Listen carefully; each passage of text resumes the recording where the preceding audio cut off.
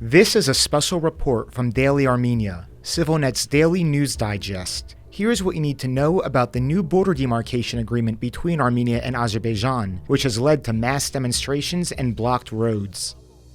A meeting of the two countries' border delimitation commissions on Friday resulted in a joint statement announcing that, for the first time, parts of their shared border would be demarcated. According to the preliminary deal, the late Soviet-era borders around the villages of Voskepar, Kirans, and Berkaber in the northeastern Tavush region will be surveyed on the ground and recognized as the state border. Some sections are being left out for the time being, though, because vital roads on the Armenian side cross into what would become controlled by Azerbaijan. The Soviet border is a very convoluted one, which was never officially marked as it only served as an internal administrative division. During the conflict period of the early 1990s, both sides gained control of some land outside their borders. According to the joint statement, this demarcation process is aimed at bringing the borders in line with the legally established inter-republican border that existed within the framework of the Soviet Union at the time of its disintegration. Notably, in this round of demarcation, only the Armenian side will be withdrawing from territory,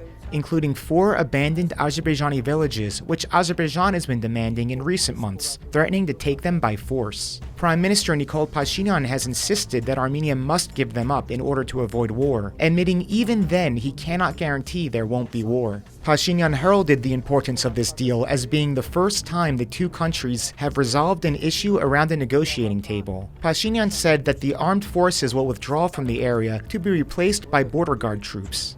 The agreement was hailed internationally by the European Union and U.S. Secretary of State Antony Blinken, who posted a tweet on X Saturday welcoming the announcement. Meanwhile, that same day, local residents in Tavush set up a roadblock on the Kirans-Voskepar section of a highway leading to Georgia in protest of the agreement, calling it a unilateral concession which brings the border in dangerous proximity to their villages. Archbishop of Tavush, Bagrat Galstanian, is a leading figure in the protest and called on Pashinyan to resign. The protesters say they were not given any safety guarantees and don't believe the authorities' reassurances, demanding a meeting with government officials. There is also concern that because the road between Voskepar and Kirans briefly goes through what will become Azerbaijani-controlled land, it is possible the neighboring villages could be cut off from each other. Pashinyan's office acknowledged the road would need to be rebuilt around the border. Police arrived at the scene of the protest today and clashed with demonstrators, while sappers worked to demine adjoining areas which will be transferred to Azerbaijan. Village mayors from the area are on the way to Yerevan to discuss the protest with Deputy Prime Minister Meher Grigoryan, who is chairman of Armenia's Border Commission. Monday afternoon, the only alternative road to Georgia on Armenia's eastern side was also blocked,